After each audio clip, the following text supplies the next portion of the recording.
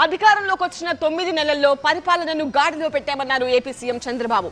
అసలు 2004-2019లో కూడా టీడీపీ గెలుచుంటే అభివృద్ధి ఇంకో రేంజ్ లో ఉండేదని అభిప్రాయపడ్డారు.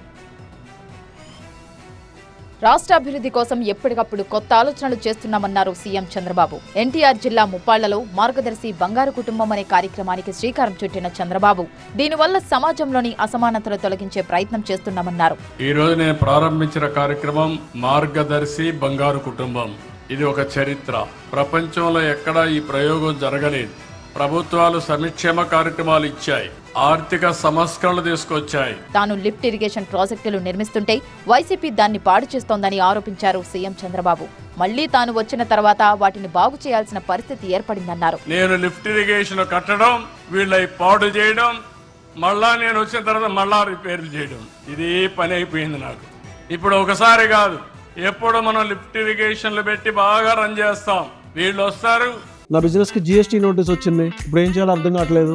ఇప్పుడే ఒక జిఎస్టీ ఎక్స్పర్ట్ తో మాట్లాడు. ఇప్పటికిప్పుడు జిఎస్టీ ఎక్స్పర్ట్ అంటే ఎక్కడ దొరుకుతారు? బాస్ వాలా